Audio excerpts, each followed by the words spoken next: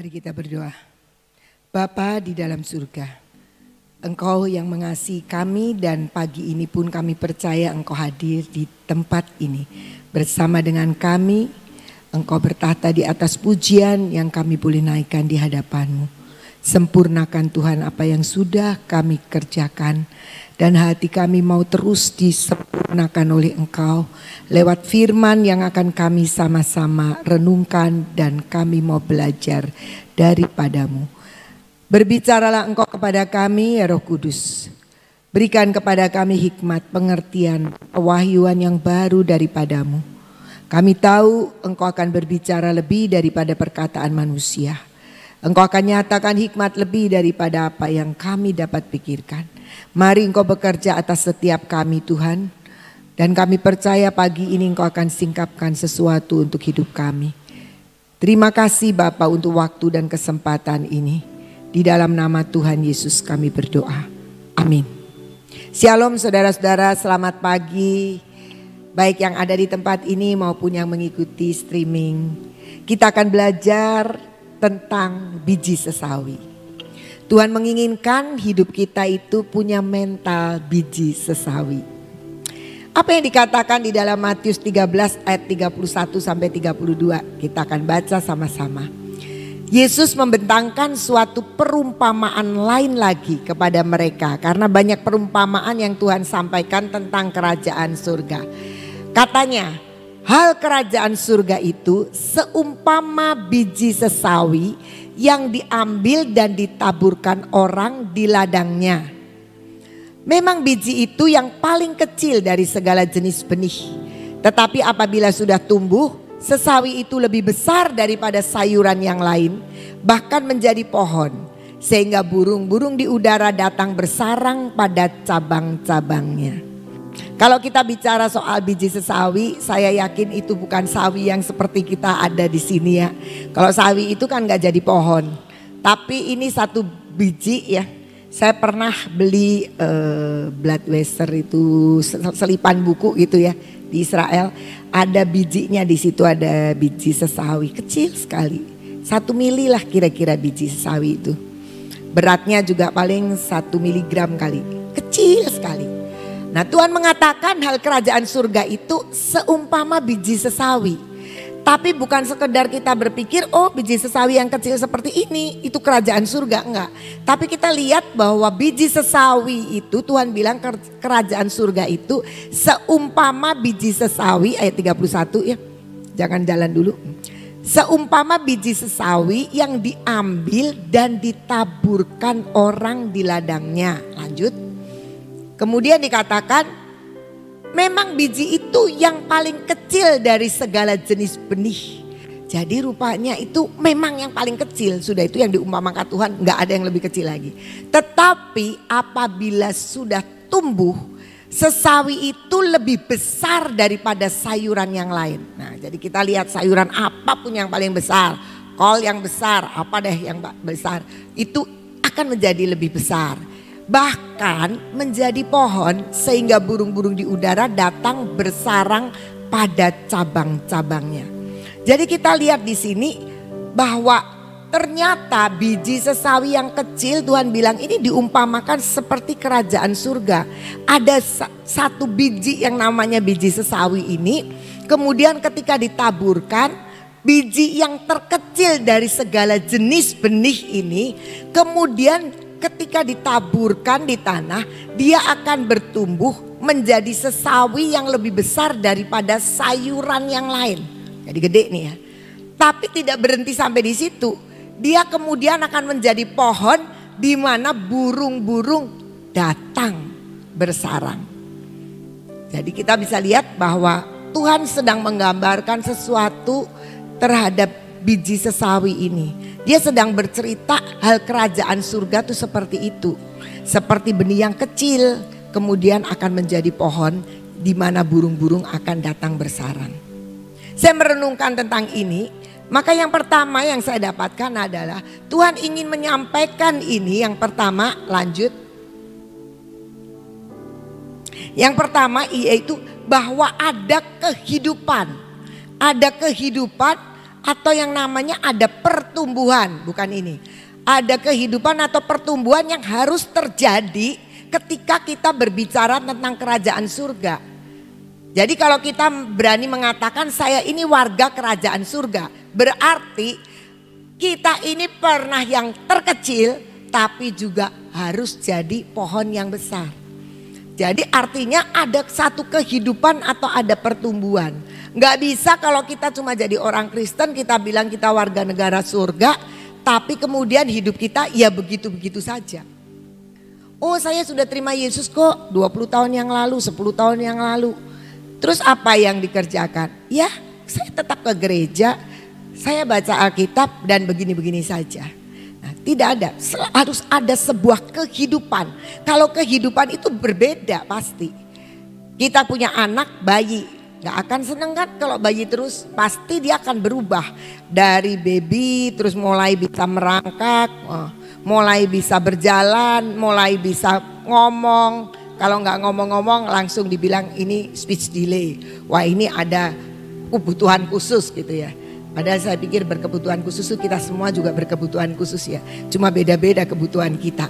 Tapi yang mau dikatakan di sini bahwa ketika kita ada dalam kerajaan surga harus ada sebuah pertumbuhan. Ada kehidupan yang kita alami. Mari kita lihat dari 2 Korintus 4 ayat 16 dikatakan demikian. Sebab itu kami tidak tawar hati, tetapi meskipun manusia lahiriah kami semakin merosot, namun manusia batiniah kami dibaharui dari sehari ke sehari. Artinya kehidupan rohani kita itu enggak mandek. Kita akan terus dibangun memiliki satu manusia batiniah. Kerohanian kita itu akan bertumbuh diperbarui dari sehari ke sehari. Enggak tetap sama. Kalau dulu mungkin hidup kita itu waktu masih muda memang masih kuat ya. Tapi hidup rohani kita itu baru terima Yesus ya tahunya dikit-dikit aja. Mungkin kita masih punya kejengkelan, kekecewaan, suka marah, enggak sabaran dan sebagainya. Itu walaupun mungkin usia kita tambah tua tapi roh kita bukan tambah lemah. Tapi kita harus memiliki sesuatu yang dibaharui terus dalam hidup kita. Kita akan memiliki berbeda. Kalau dulu tukang ngomel, sekarang mulai harus berubah. Kalau dulu suka mencemooh orang, belajar kita sekarang sudah diisi mulut bibir kita dengan deklarasi semua hal yang positif. Kita harus belajar supaya manusia batin kita itu berbeda dari dulu. Harusnya hari ini lebih baik dari kemarin. Itu hidup manusia yang diperbaharui. Harus terus belajar. Terkadang kita seringkali terbawa oleh misalnya ya. Kemudian seorang hamba Tuhan cerita tentang 5 roti dan 2 ikan. Langsung kita di dalam hati bilang gini. Ah itu sih mah dari saya sekolah minggu juga udah dengar 5 roti dan 2 ikan. Enggak beda.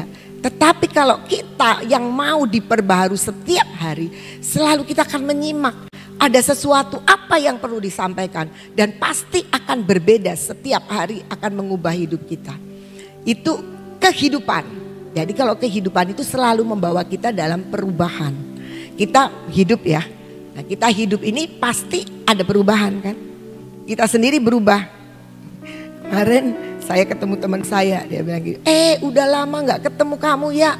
Dulu taunya kamu kata dia ya, taunya saya ini ceking. Memang betul, memang saya ceking. Sekarang ya di Gracia ini semua makmur. Jadi kaget kalau pada ngelihat begitu ya. Saya sendiri juga lihat guru-guru yang di Terang Bangsa waktu interview, waktu masuk langsing-langsing. Sekarang kok melebar-melebar semua. Kemarin saya kirimin video ke kepala sekolah. Saya bilang ini semua harus baca, di-sharekan ke guru-guru. Kenapa? Jangan terlalu berat badan bertambah. Yang perlu bertambah itu manusia batiniah kita yang perlu berbarui. Jangan bodinya kita ya Kak. Karena katanya kurang sehat. Jadi mari kita lihat bahwa kekuatan rohani kita yang diperlukan Tuhan ketika kita ada di kerajaan surga. Kerajaan surga itu enggak berarti nanti di surga ya. Karena kita selalu berdoakan jadilah kehendak-Mu di bumi seperti di surga. Artinya Tuhan mau bawa kita dalam suasana surgawi di dunia ini. Efesus 4 ayat 23 ya. Kita akan lihat. Efesus 4 ayat 23. Sekarang semua sikap dan pikiran saudara harus selalu menjadi makin baik. Kalau kemarin ya Pastor Daniel Rats itu bilang yang pertama kita harus mencek diri kita sendiri. Nah itu kenapa kita mesti cek diri kita sendiri. Karena kita kadang-kadang gak sadar, kita pikir kita tuh orang yang paling baik. Atau kita tuh udah gak punya apa-apa yang jelek lah yang perlu dihapus. Padahal kita tuh punya blind spot ya, selalu titik buta yang kita gak bisa lihat. Tiap hari minta Roh Kudus untuk memperlihatkan kepada kita kekurangan kita. Sekarang semua sikap dan pikiran saudara harus selalu menjadi makin baik. Makin baik itu bagaimana? Kita bisa cek aja gampang. Respon kita terhadap semua kejadian itu apakah kalau dulu kita respon sedikit, waduh marah. Kalau respon sedikit langsung ngomong negatif. Kalau respon sedikit langsung gak sabaran gitu ya. Mari kita belajar untuk hidup kita menjadi semakin baik. Dan itu perlu. Kalau kita seringkali terlalu cepat berkomentar. Dan komentarnya itu sukanya komentar menjatuhkan, komentar merendahkan. Mari kita punya sikap dan pikiran yang selalu baik. Pikiran negatif kadang-kadang curiga sama orang, menghakimi orang terlalu cepat. Itu nanti akan menimbulkan tidak ada perubahan dalam diri kita. Dan itu yang paling konyol adalah kita sendiri. Seringkali begitu ya. Saya bertemu dengan beberapa orang tua kalau ada pengumuman dari sekolahan suka salah tafsir. Sekolahan punya cara pandang untuk mendidik anak, tapi suka salah tafsir. Salah tafsir terus mencurigai. Enggak benar itu sekolah, enggak benar. Baiknya kalau kita mau merubah sikap dan pikiran kita menjadi baik, enggak apa-apa, datang saja ke sekolah. Tanya kenapa bikin aturan seperti ini, kenapa bikin mungkin kasih punishment buat anak-anak seperti ini. Tanya saja, jangan duga dulu. Itu tidak baik. Apalagi kalau sudah ada penyitaan HP ya. Aturannya ada tapi ketika diterapkan orang tua ngebelain anaknya. Padahal itu sebuah pendidikan. Ingat kita pun dididik Tuhan. Jadi kalau enggak dididik sekolah nanti bisa dididik sama masyarakat lebih sakit. Saya ingat sekali ibunya Pak Gideon itu. Dia waktu itu saya masih punya anak kecil-kecil, Pak Gideon juga anaknya kecil. Dipanggilnya Mak Hua. Mak Hua itu selalu ngomong gini, Ina kamu harus didik anakmu. Tin, dia ngomong sama nantunya, harus didik. Kalau perlu dipukul, dipukul. Kalau kamu tidak pukul di rumah, satu hari anakmu dipukul sama orang lain. Dan kamu akan lebih sakit. Artinya apa? Kalau kita tidak didik di rumah ini, dia nanti ketika hidup di masyarakat, dia akan dididik sama sekitarnya. Dan itu jauh lebih konyol, lebih parah, lebih tidak enak. Kita akan tahu anak-anak yang tidak pernah dididik, tidak pernah ikut peraturan, entah peraturan rumah, peraturan jalan raya, peraturan sekolah. Hati-hati. Hidup harus menjadi semakin baik.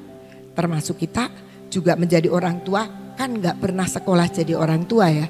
Jadi kita itu belajar terus dengan orang tua. Punya anak satu, oh belajar begini. Punya anak yang kedua kok beda lagi, pelajarannya lain lagi. Jadi kita harus belajar. Bertumbuh, ada sebuah kehidupan dalam kehidupan kekristenan kita. Dikatakan sikap dan pikiran kita harus makin baik. Sikap hidup kita juga harus semakin baik. 2 Petrus 3 ayat 18. Tetapi bertumbuhlah dalam kasih karunia dan dalam pengenalan akan Tuhan dan Juru Selamat kita Yesus Kristus. Baginya kemuliaan sekarang dan sampai selama-lamanya. Pengenalan kita akan Tuhan juga harus bertumbuh. Kita baca Alkitab berulang-ulang tapi saya percaya itu belum menjadi kepastian bahwa kita mengenal Tuhan. Ada sebuah pengalaman-pengalaman dengan Tuhan yang Tuhan pasti mau berikan ketika kita melewati perjalanan hidup kita bersama dengan firman Tuhan. Kadang-kadang baca firman Tuhan gak ngerti, gak apa-apa. Yang penting baca aja. Sebab satu hari Roh Kudus pasti akan menjelaskan kepada kita, oh itu artinya. Dan kita akan hidup lebih berbahagia karena kita semakin mengenal Tuhan. Kita itu selalu dibawa oleh Tuhan untuk mengenal Tuhan. Saya mau kasih contoh aja. Contohnya dari mana ya? Ini aja dulu, Lukas 17 ayat 5 dan 6. Nanti baru cerita ya. Pada suatu hari para rasul berkata kepada Tuhan, karena ini cerita biji sesawi. Kami memerlukan iman yang lebih besar. Beritahukanlah kepada kami bagaimana memperolehnya. Yesus menyaut, jikalau kalian mempunyai iman sekalipun sebesar biji sesawi, kalian dapat memerintah pohon itu agar tercabut dengan akar-akarnya dan terlempar ke dalam laut. Perintah kalian akan segera ditaati. Hebat sekali ya. Satu hari murid Tuhan Yesus datang dan bilang begini sama Tuhan, Tuhan, aku ini perlu iman yang lebih besar. Gimana caranya aku punya iman yang lebih besar? Di dalam terjemahan baru dikatakan, tambahkan imanku Tuhan, supaya aku tuh bisa punya iman yang gede. Tetapi ternyata Tuhan tuh bilang begini, kamu itu ndak bisa iman tuh ditambahin. Tapi yang bisa adalah kecil apapun iman itu sudah bisa melakukan perkara yang besar.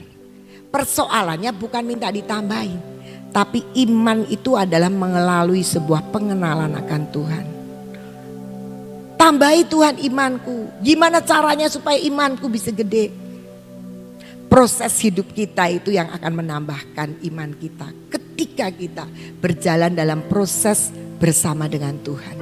Jadi artinya kalau kita baru punya sebiji sesawi aja dikatakan sudah bisa memerintahkan pohon ara untuk terbantun ke dalam laut. Dan bisa terjadi. Artinya bukan masalah Tuhan tambahi supaya aku bisa lebih hebat lagi. Tidak. Tapi yang Tuhan maukan, hal kerajaan surga adalah ketika kamu punya yang kecil itu, tetapi tidak tetap kecil. Itu akan bertambah terus lewat pengenalan akan Tuhan. Saya belajar untuk semakin mengenal Tuhan lewat proses hidup saya. Saya sudah jadi orang Kristen lama, saya sudah melayani lama. Bersama dengan keluarga saya melayani. Tapi saya mau katakan, ketika Tuhan panggil suami saya lebih kenal siapa Tuhan. Dan lebih real Tuhan dalam hidup saya. Kenapa? Dulu mungkin ada blind spot di dalam hidup saya. Yang tanpa saya sadari ada ketergantungan. Walaupun sepertinya saya adalah wanita yang mandiri. Tapi pasti ada. Dan saya melihat di sini Tuhan itu Tuhan yang sangat akurat untuk menolong, untuk menjadi andalan buat hidup kita. Dan itu luar biasa sekali. Dari mana? Dari terus kita memperbaharui hati dan pikiran, dari kita terus belajar akan firman Tuhan, dari kita terus menghadapi proses dan meresponi proses dengan positif. Dan percayalah, Tuhan kita bukan Tuhan yang suka ngumpet. Dia selalu mau membuka diri untuk kita kenali. Lewat taman Tuhan. Kita sering berpikir, Tuhan hebat sekali. Di awal-awal keluar minyak. Waduh, hebat sekali ya. Daun plastik, bunga plastik bisa keluar minyaknya. Wah, itu bikin sesuatu yang spektakuler banget. Bikin kekaguman banyak orang. Tapi Tuhan gak lakukan itu aja. Itu minyak bisa keluarnya di kecapi, bisa keluarnya di tempat hati, bisa keluarnya di tempat-tempat lain. Sampai kemudian kita bersiap-siap selalu bikin wadah. Tempat supaya gak netes ke bawah. Tiba-tiba Tuhan keluarkan di lantai. Bingung lagi, dikasih batas-batas supaya minyaknya gak ngelewat ke mana-mana. Dari proses-proses dan ketika Tuhan bilang ini minyak cinta, ini minyak ujian, ini minyak terobosan, ini minyak apa macam-macam minyak yang keluar. Tuhan gak pernah berhenti. Jadi kalau Tuhan menuntut kita juga berubah itu bukan karena dia itu cuma nuntut kita, tapi dia juga membawa kita dalam satu pengertian terus berubah. Apa yang terjadi? Madu. Hebat sekali ya madu.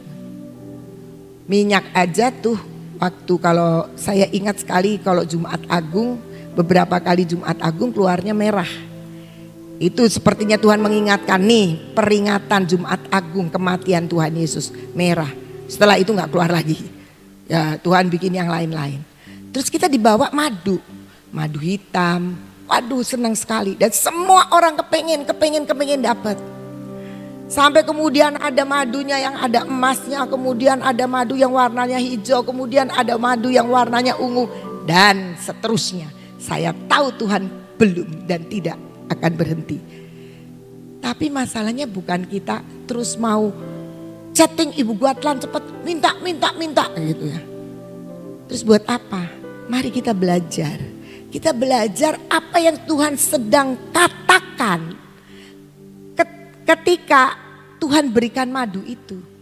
Bukan kita kemudian tenang ketika kita sudah dapat madu itu. Waduh, sudah enak ini, saya sudah dapat madu. Aman, apanya yang aman?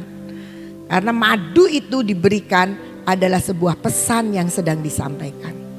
Saya dengar cerita Ibu Guatlan, kadang-kadang orang minta, setelah minta nanya, ini diapain? Nah, berarti kan tidak tahu diapain. Artinya apa? Banyak orang hanya mengejar semua yang lahiriah tanpa mengerti. Padahal Tuhan menginginkan bahwa hidup batinia kita itu bertumbuh, nggak cuma sebiji sesawi, tapi kita punya mental biji sesawi yang adalah sebuah kehidupan dan pertumbuhan. Itu. Jadi mari kita menjadi orang-orang percaya yang tidak hanya mengagumi perbuatan Tuhan, tapi mengagumi Tuhan yang bikin banyak perbuatan yang ajaib.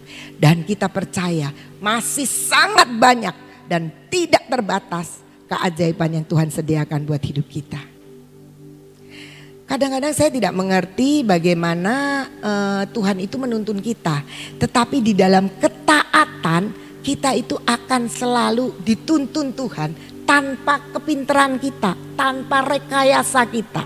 Contoh yang paling simpel adalah saya merindukan kelas PA saya itu semua mengalami terobosan, mengalami financial freedom. Tapi saya kan gak bisa maksa-maksainnya.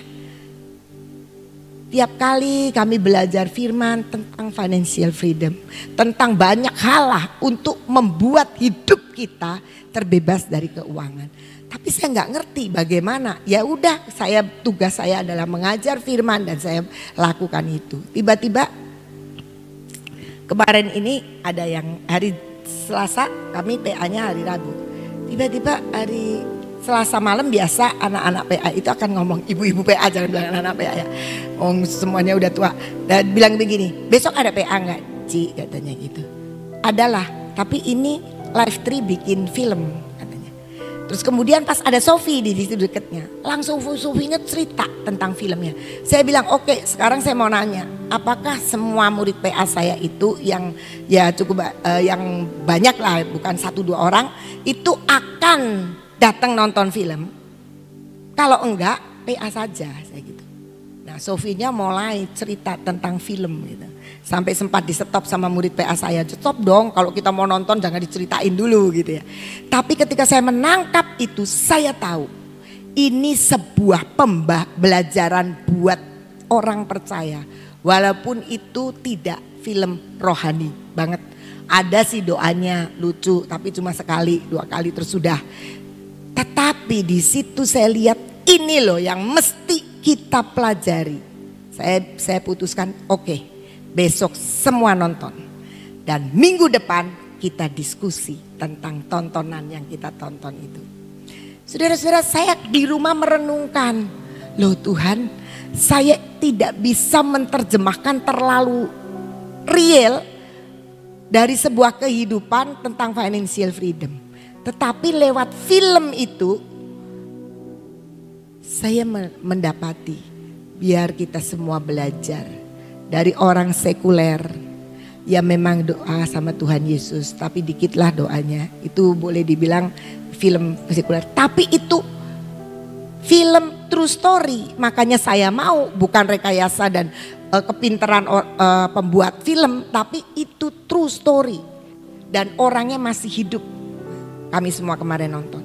Saya hanya berpikir, Tuhan realistis banget. Yang Tuhan mau sampaikan kepada kita. Sesuatu yang bisa kita contoh. Sesuatu yang perlu kita gumulkan bersama. Dari melengkapi dari semua yang rohani yang sudah kita dengar lewat firman Tuhan. Jadi mari kita belajar. bertumbuh, berubah. Ada kehidupan dalam diri kita. Dan saya percaya kalau kita hidup, tidak akan pernah bosen ikut Tuhan. Kan kadang-kadang kita lihat orang Kristen tuh naik turun ya, bentar nongol, nanti hilang lagi, kayak semangatnya kurang tuh. Nanti kalau habis KKR baru semangatnya muncul lagi. Kenapa? Karena nggak pernah punya pengalaman dengan Tuhan tiap hari. Kita harus tiap hari punya pengalaman dengan Tuhan. Itu yang membuat kita bertumbuh, yang membuat kita semakin mengasihi Tuhan, yang membuat kita tidak pernah mau berhenti mengenal Tuhan. Yang kedua, dari merenungkan tentang biji sesawi ini, kita itu dipanggil untuk menjadi influencer. Apa itu influencer? Orang yang dapat memberikan pengaruh. Sekarang banyak ya di dunia nyata, kalau mau ada promosi, mau promosi apa ya, minuman atau apa makanan gitu kan, ada influencernya tuh yang makan, aduh kelihatannya nikmat sekali, wah gitu, mempengaruhi kita jadi kepengen. Saya aja begitu. Saya ini kalau ada dapat gitu ya, wah restoran apa di Jakarta gitu ya, saya kumpulin. Nanti kalau saya pulang ke Jakarta nih, saya ketemu mami saya, Mam ini yuk kita kesini. Sama mami saya juga, nanti ya kalau kamu datang kita kesini. Kenapa? Kepengaruh. Kadang-kadang kita kesana juga gak enak-enak banget gitu. Tapi kita menjadi orang yang bisa mempengaruhi, dan itu yang Tuhan mau. Kenapa? Dikatakan di dalam tadi Matius 13 ayat 32 bahwa biji sesawi yang menjadi sesawi, yang menjadi sayuran yang besar itu, ketika dia terus bertumbuh dia akan menjadi pohon. Dan dikatakan pohon itu menjadikan burung-burung di udara datang. Orang datang, bukan kitanya yang promosi, tapi orang datang bersarang pada cabang-cabangnya, pada pohon itu. Artinya apa? Artinya hidup kita terus bertumbuh sampai nanti orang lain itu kepengen deket sama kita. Bukan ada maunya, tapi karena di dalam diri kita ada sebuah pengaruh atau karisma yang luar biasa. Kalau saya mau katakan saya adalah produk karena melihat sesuatu menjadi saya tertarik. Di mana? Di Eklesia. Kemana? Ke Ibu Nani. Saya sudah puluhan tahun bergaul dengan Ibu Nani, dari belum ada gedung ini, dari masih ada di Kesambi. Saya kayak ketarik lewat imannya, lewat pelayanannya, lewat semua itu kayak menjadikan saya datang dan pengen. Oh dulu kan saya tidak tahu ya, kalau dulu kita masih jadi orang Kristen yang saya mungkin orang lain tidak. Itu kalau saya kepengen apa, saya berdoa sama Tuhan. Karena saya lahir memang sudah Kristen, jadi saya sudah diajar saya untuk berdoa. Tapi doa saya itu doa minta dikabulkan, tapi saya tidak tanya Tuhan. Cuma Tuhan itu baik sekali. Tuhan itu baik, saya kasih contoh aja. Dulu saya kepengen kuliah di teknik, saya doa nyampe. Kalau sekarang kan Tuhan, jurusan apa yang mesti saya pilih? Saya dulu enggak, kepengennya teknik tapi nyampe. Saya cari jodoh juga saya doa, karena dulu sudah Kristen, di mahasiswa sudah ikut persekutuan kampus. Doa untuk jodoh, saya juga doa untuk jodoh. Saya punya syarat 11, saya tulis dan minta sama Tuhan 11. Banyaklah syaratnya, yang begini, yang begitu, yang begini, begitu. Waktu saya pindah ke Cirebon dan saya bergaul dengan Ibu Nani, oh jodoh itu minta dari Tuhan, sedatangnya dari Tuhan ya.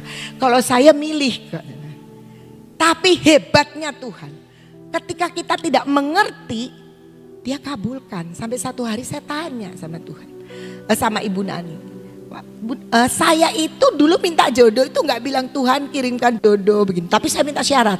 Yang pertama anak Tuhan, yang kedua nggak cerewet karena saya sudah cerewet, yang ketiga pinter lah, yang keempat saya tidak mau jurusan yang sama supaya kalau dia bodoh nggak ketahuan sama saya. Jadi nggak sama juga. Tapi apa ya jurusannya? Mesin aja lah, mesin. Kalau mesin kan orang laki kan apa namanya ya, maco lah gitu. Terus yang keempat suka musik, karena saya suka musik. Yang kelima dan sebagainya punya syarat. Saya mau kasih tahu saudara, itu syarat dikasih semua sama Tuhan. Jadi saya nanya akhirnya sama Ibu Nani, Jadi ceritanya itu suami saya itu jodoh dari Tuhan? Enggak, kan itu kan keinginan saya. Tapi Tuhan jawab ajaib. Kamu punya keinginan, tapi bukan karena untuk kamu kepentingannya. Maka Tuhan kasih. Kenapa saya minta jurusan mesin supaya nggak kelihatan kalau dia lebih bodoh dari saya, gitu kan? Supaya saya tidak merendahkan dia. Itu konsep saya. Tapi saya dapat orang pinter ternyata. Cuma beda jurusan. Terus saya suka musik. Kenapa? Saya punya kakak ipar nggak suka musik. Sedangkan kami ini keluarga musik. Kalau anaknya main piano dia teriak-teriak, udahlah berisik. Lah kok berisik? Musik enak kok berisik gitu kan. Jadi saya berpikir saya harus orang yang suka musik. Sehingga kita sama-sama gitu. Dan ternyata betul suka musik. Jadi ada begitu banyak hal. Kenapa saya minta yang diem? Supaya kita tidak rame berantem karena sama-sama cerewet. Dan saya dapat orang yang sangat diam. Sehingga dia tidak bisa jadi partner untuk berantem. Nah karena kita itu sebenarnya akhirnya mengembangkan diri dengan Tuhan itu motivasi hati. Ketika kita mau diperbarui, ketika kita mau semakin baik, bukan semakin jelek atau sekehendak kita, tapi kita semakin baik, Tuhan itu akan beracara dan dia akan datangkan banyak orang datang. Saya melihat figur Ibu Nani, maaf saya tidak meninggikan Ibu Nani ya, tapi dia adalah pemimpin yang memang dari dulu menjadi contoh buat saya dan menjadi ya ibu rohani yang saya sangat kagumi. Oh begini ya, begini kan saya itu apa-apa mau cepat. Tapi kalau Ibu Nani belum diomongin Tuhan, mau cepat mau lambat nunggu Tuhan. Saya belajar terus dari tahun ke tahun. Nggak pernah Ibu Nani gini, sini kamu datang, kamu belajar sama saya. Nggak pernah. Tapi saya adalah burung yang mau bersarang di tempat Ibu Nani. Hati-hati pilih teman. Jangan kita bersarang sama orang yang gak jelas. Tapi yang memiliki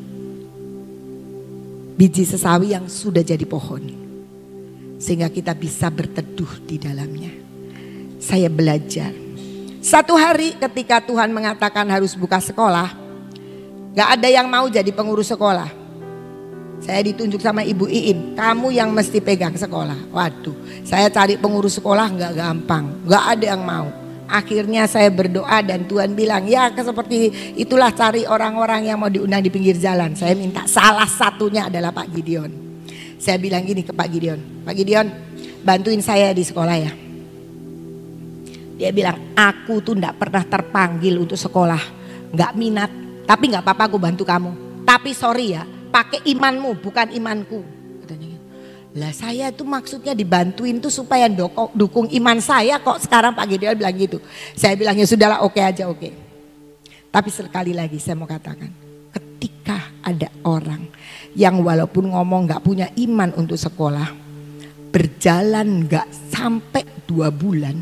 Saya melihat Pak Gideon jauh lebih beriman tentang sekolahan ketimbang saya sendiri.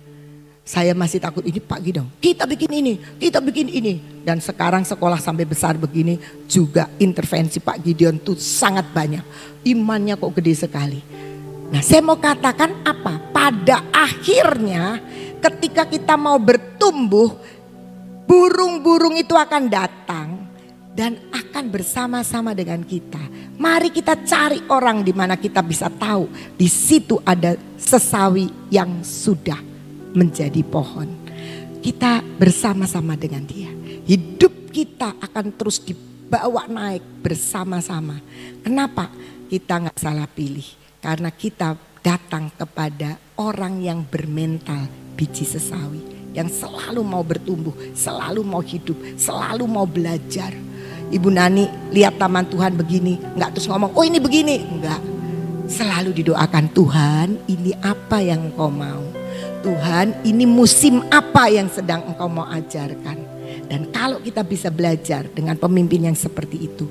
Kita adalah burung-burung yang tepat bersarang kepada pohon yang sudah menjadi pohon dari biji sesawi. Mari saudara-saudara kita belajar terus. Saya juga belajar terus.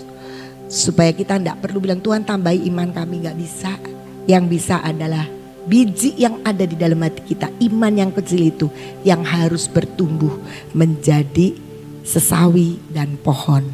Dan itu semua akan menghasilkan sebuah karisma yang mau gak mau orang akan datang. Tuhan sendiri yang akan menuntun kita. Saya percaya tuntunan Tuhan itu ajaib. Kita gak mampu tapi Dia mampu. Kita gak bisa tetapi Dia bisa. Bagi kita tidak mungkin tapi bagi Dia mungkin. Mari kita berdoa. Bapa di surga, terima kasih untuk firman-Mu, mampukan kami menangkap semuanya Tuhan. Supaya hidup kami bukan sering berkeluh kesah atau mandek dalam pengenalan kami. Tapi kami belajar untuk kami boleh bermental biji sesawi. Mungkin yang kami punyai saat ini terlalu kecil Tuhan. Tapi di mata-Mu itu menjadi sebuah benih yang boleh kami bawa untuk mengalami sebuah pertumbuhan. Kami tahu Tuhan segala sesuatu tidak ada yang instan.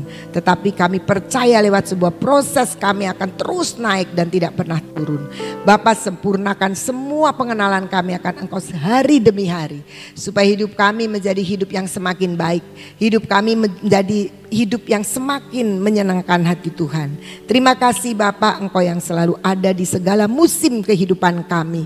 Yang akan terus membawa kami Tuhan untuk mengalami perkara-perkara besar. Karena Engkau sendiri adalah Allah yang besar. Buat kami mengerjakan apa yang menjadi kehendak-Mu Tuhan. Supaya kami selalu menjawab ya saat Engkau memerintahkan atau Engkau menginginkan sesuatu dari hidup kami. Terima kasih Tuhan, meteraikan semua ini dalam hidup kami. Dan kami saat ini mau berdoa Tuhan. Kami mau berdoa untuk bangsa dan negara kami. Bapak, Engkau tahu situasi yang semakin hangat di tengah-tengah bangsa kami. Ada begitu banyak golongan-golongan yang akan menjegal terjadinya pemilihan umum. Tetapi kami mau percayakan ini semua di hadapan-Mu Tuhan. Engkau yang sudah mengadakan bangsa ini sampai saat ini, Engkau tidak akan pernah berhenti untuk terus mengerjakan perkara-perkara yang heran dan perkara-perkara yang ajaib. Bapak, kami persembahkan akan semua ini kepadamu. Bapak pemimpin-pemimpin bangsa kami, Bapak Presiden Jokowi, kami percaya Tuhan bersama dengan seluruh menteri kabinet Indonesia Maju. Tuhan, kami percaya Tuhan hikmat yang daripadamu yang akan menyatakan, dan Engkau yang akan memimpin pemimpin-pemimpin bangsa kami, memberikan hikmat pengertian, dan Engkau sendiri yang akan melepaskan daripada ketidakrukunan apapun yang perlu dibenahi. Biarlah kuasa-Mu yang akan turun dan menolong bangsa kami. Bapak, kami percaya Engkau sendiri Tuhan yang sudah merancangkan banyak rencana-rencana ajaib di tengah-tengah bangsa kami. Engkau memberkati Tuhan seluruh rancangan itu, apa yang tidak baik dan bukan daripadamu, Engkau sanggup untuk menggagalkannya. Terima kasih Bapa. Kami berdoa juga untuk pelayanan tim yang akan melayani di lapas. Engkau juga berkati Tuhan, sehingga lewat apa yang boleh dikerjakan, benih-benih ilahi itu boleh ditaburkan Tuhan.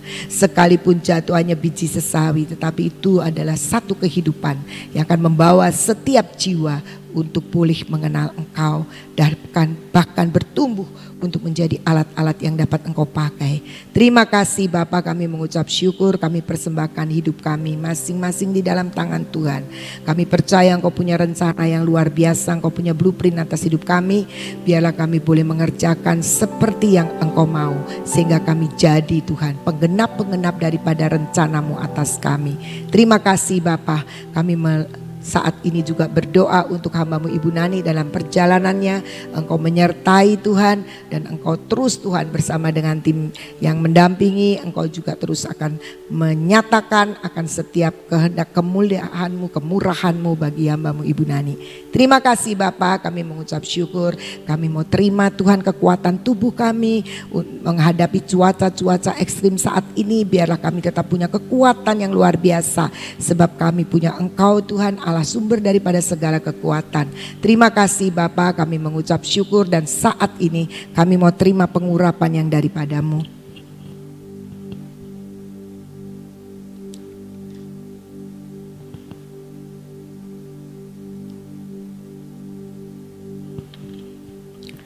Di dalam nama Tuhan Yesus, kekuatan yang dari Tuhan yang menyelimuti hidup kami, memberikan kepada kami sikap dan pikiran, kemampuan untuk menyikapi setiap kehidupan tepat seperti yang Tuhan mau. Pikiran yang dikuasai oleh Tuhan sendiri, sehingga kami selalu memikirkan sama seperti apa yang Engkau pikirkan Tuhan. Mata kami boleh melihat apa yang patut kami lihat. Telinga kami hanya mendengar apa yang patut dan pantas kami dengar. Mulut bibir kami boleh memperkatakan firman dan menyatakan, memberikan penghiburan, kekuatan bagi setiap orang yang mendengar. Hati kami Tuhan, hati yang terus memancarkan kehidupan. Karena dari hati ini Tuhan, keluar semua aliran-aliran yang memuliakan Engkau. Kami percaya Tuhan, bahwa semua tegar tengkuk kami boleh dipatahkan oleh kuasa urapan, kedegilan hati kami dan pemberontakan dihapuskan semua oleh kuasa urapan ini Tuhan. Engkau gantikan dengan ketaatan, Engkau gantikan dengan kasih, Engkau gantikan dengan semua yang berasal daripadamu. Tangan kami boleh mengerjakan semua yang Engkau percayakan pada kami, sehingga apapun yang kami lakukan sepanjang hari ini, kami boleh berhasil di dalam melakukannya. Dengan kaki yang terus diurapi dan Engkau berikan penjaga untuk kaki kami tidak melangkah ke tempat-tempat yang Engkau tidak suka. Terima kasih Bapa, kami mengucap syukur dan percaya berkat-Mu melimpah atas kami. Dan kami percaya Tuhan, kasih setia Bapa, kasih setia Tuhan Yesus dan persekutuan pimpinan dari Roh Kudus menyertai kami. Di dalam nama Tuhan Yesus. Mari saudara-saudara yang sepakat dengan saya katakan, amin. Tuhan Yesus memberkati.